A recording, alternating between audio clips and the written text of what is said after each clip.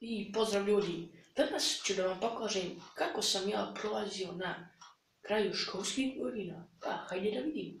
Ovo kad se tek išao u preškolsku, bla bla bla bla bla. Usporite snimak pa pročitajte. Posle ovaj razred, ja vidite kako sam prošao. Leva je 3.42, ladanje dobro. Posle treći razred, vidite kako sam prošao.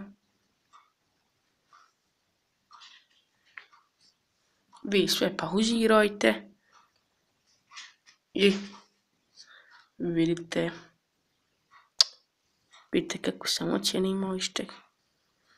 Pauzirajte sve.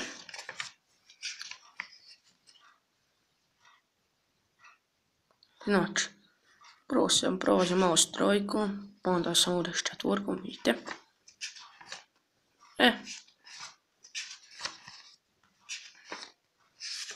Pardon, izvinjam se.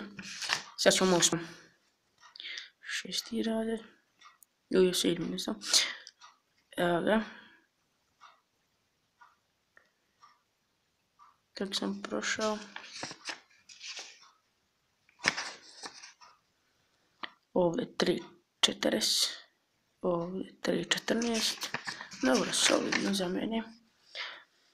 Evo, u osmom, prvo polugodište. Ladanje dobar. 100 opravdani, neopravdani 3 sam, ovo dole 3.41 prošao. Drugo polugodište 3.70, kao što možete vidite. I sada znači na kraju dobijam svjedočanstvo. Kao što svi znate već, ja sam imao da vidim hoću čelopek ili ostanim u ZV, ja sam izabrao hoću čelopek ili da mi daju svjedočanstvo. Ja sam završio prije 2,5 mjeseca od svih đaka, ja sam izabrao da dođem sa 3.42 i da mi daju svjedočanstvo. Da ne bih tako išao se mučim, na kraju da popravljam bolje da ležim kod kuće, da imam te ocjene, znači i sada ću dobiti svjedočanstvo, slikat će se svjedočanstvo kad dobijem sada 8. juna. I vidjeli ste sve moje ocjene, tako da, to je to. I vidite da sam bio dobar đak, ovo će vam dokazati sve. Još jednom, to je to.